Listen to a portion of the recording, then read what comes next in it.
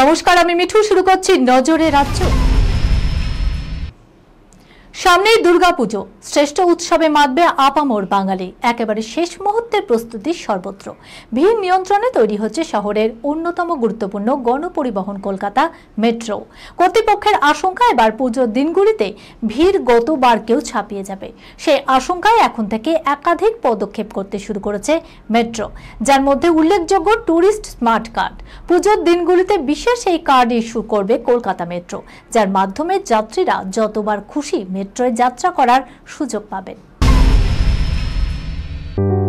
সুনির্ণয় imaging centre private limited advance প্যাথোলজিতে thalassaemia screening, large size biopsy setup সহ সমস্ত পরীক্ষা, echocardiography, foetal echocardiography, CT scan, CT guided FNAC, 4D USG guided FNAC, endoscopy, colonoscopy, uroflowmetry, spirometry, colour doppler, digital X-ray, তাছাড়াও সমস্ত বিশেষজ্ঞ চিকিৎসকদের পরিষেবা একই ছাদের তলায় নিয়ে হাজির সুনির্ণয়।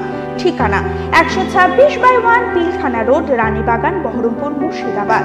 বিশদে জানতে যোগাযোগ করুন 8373049252 7547900377।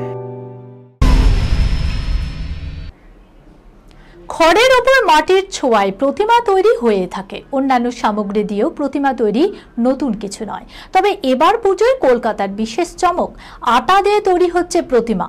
কাজে লাগানো হচ্ছে গমের বীজকেও। সৌজন্যে ইমানি হেলদি অ্যান্ড টেস্টি। ব্যতিক্রমী এই উদ্যোগে অংশ নেয় অভিনেত্রী প্রিয়াঙ্কা সরকারও। বুধবার থেকে অভিনব উদ্যোগের সূচনা। প্রতিটি মানুষেরই নিজস্ব একটা শখ থাকে।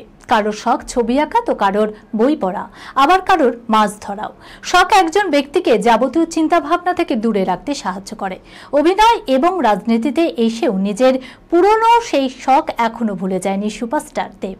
তাই নতুন সিনেমার প্রচারের ফাঁকে নিজের পুরনো শখ নিয়ে মেতে উঠেছেন তিনি। কোলাঘাটে একটি রিসর্টে একেবারে ভিন্ন মেজাজে ধরা দিলেন সাংসদ অভিনেতা দেব। সঙ্গে ছিল ওই সিনেমার অন্যান্য অভিনেতা এবং অভিনেত্রীরা।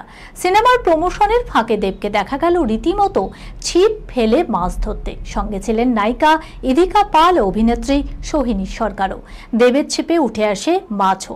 ছোটবেলা থেকে মাছ ধরার অভ্যেস রয়েছে। মাছ ধরার একটি টিমও ছিল তার। অনেকদিন পর মাছ ধরলাম জানালো দেব। এই খবরের সঙ্গে শেষ করলাম আজকের নজরে রাজ্য।